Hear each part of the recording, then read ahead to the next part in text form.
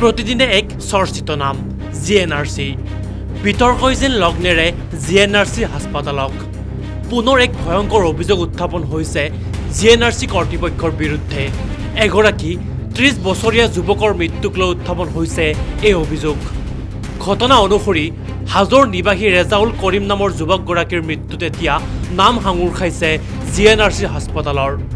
যুৱকজনৰ মৃত্যুৰ পিছতে উত্তপ্ত হৈ পৰিছে যুৱকজনৰ আত্মীয় আৰু স্থানীয় ৰাইজ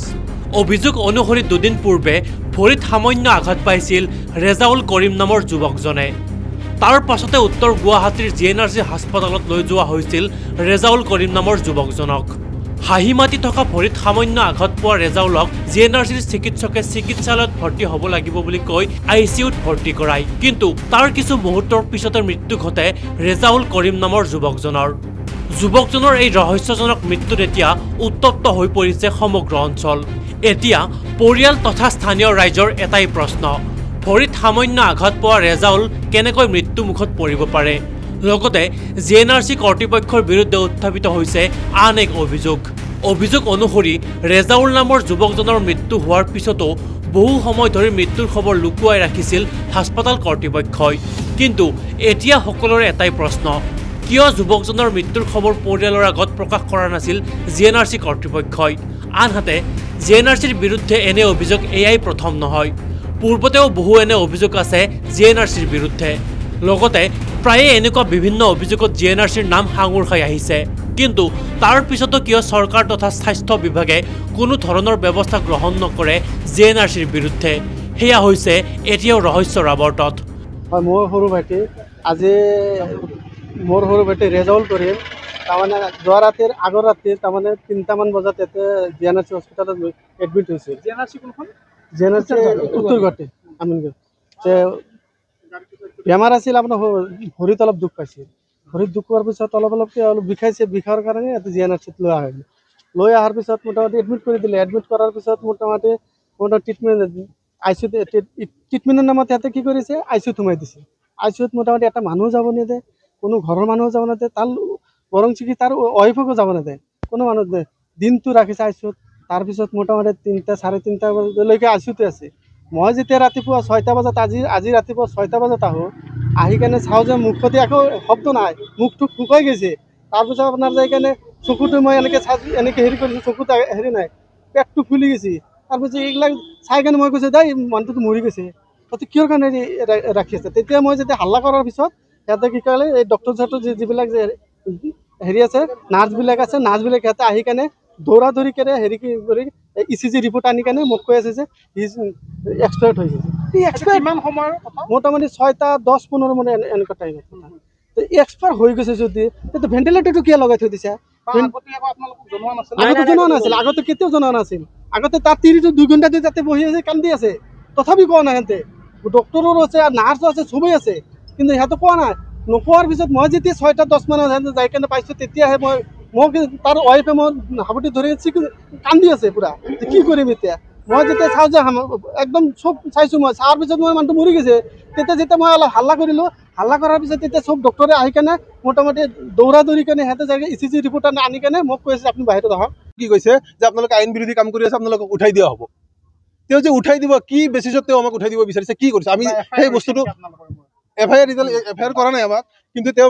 মানে ভাবুকিটো দিছে যে আপোনালোকক উঠাই দিয়া হ'ব তেওঁ কি বেচিছত আমাক উঠাই দিব বিচাৰিছে আমি ইয়াৰ পৰা কোনো ডকুমেণ্টছ গাইব কৰা নাই আমি মানে ফাইলটো আমি লৈ ইয়াৰ পৰা গুচি যোৱা নাই ৰেকৰ্ডখিনিহে লৈছোঁ এটা জেৰক্স কপিহে লৈছোঁ এই যিটো সময়ত তেওঁ সেই কথাটো কৈছে মই তেওঁক সুধিছিলোঁ যে আপোনাৰ ল'ৰা মৰিলে আপুনি এইটো কথা নক'লে হয় আপুনি যিটো কথা মোক কৈছে সেইটো কথা আপুনি নক'লে হয় মোৰ ভাইটি মৰিছে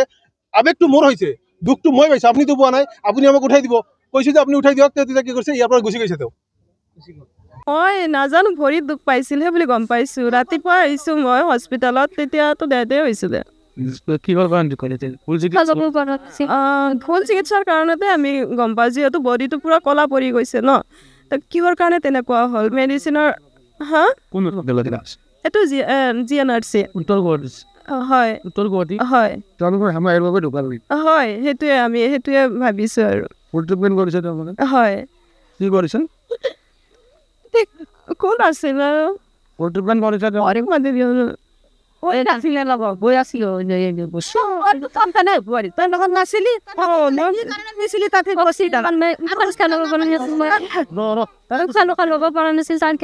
তাৰে পিছত কৈ আছে যে মানে বহুত কিবা কিবি টেষ্ট কৰাল কিবা কৰাৰ বহুত প্ৰব্লেম কিবা কিবি এইবিলাক দেখাই আছে কিন্তু মানুহজন ভৰিতহে দুখ পাইছিল পোৱাৰ পিছত সেনেকুৱাকে লৈ গ'ল তাৰপিছত উশাহ ল'ব নোৱাৰাৰ কাৰণে লৈ গৈছিলোঁ আমি অক্সিজেন দিবৰ কাৰণে GNRCত লৈ যোৱা হৈছিল আমিনগাঁও তাৰপিছত তাৰে পৰা এডমিট কৰিল ICUত ভৰাল তাৰে পৰা আৰু মানুহ চানুহ যাবই নিদিয়ে ভিতৰত তাৰে পৰা কৈ আছে যে কিবা নিউমনিয়া হৈছে কিবা হেৰি কিডনি হেৰি হৈছে এইবিলাক বহুত কিবা কিবি কৈ আছে সেনেকুৱাই হৈছে মানুহ কাকো যাবই নিদিয়ে চাব নিদিয়ে কাকো গাৰ্জেনক যাব নিদিয়ে সুধিছিলোঁ কৈ আছে যে নিউমনিয়া হৈছে এইবোৰ কৈ আছে ৰঙে হৈছে মানুহজন ভালে আছিল ভাল মানুহ ইমান জলদিকে একদিনতে ৰেজাল্ট কৰিম পঞ্চায়তৰ কাম কৰিছিল বৰ্ণি মেলপাৰা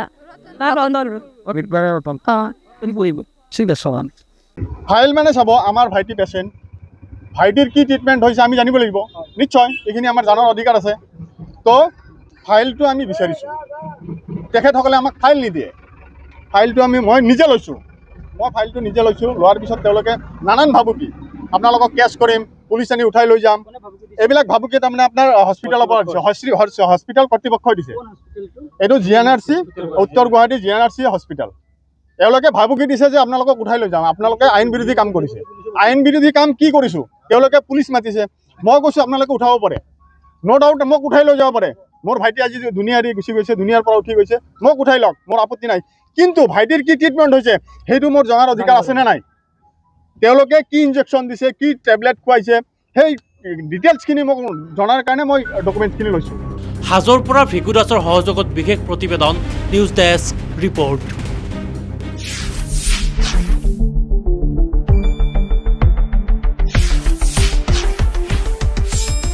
শুদ্ধ আৰু বিস্তৃত বাতৰিৰ বাবে চাই থাকক নিউজ ডেস্ক ৰিপৰ্ট।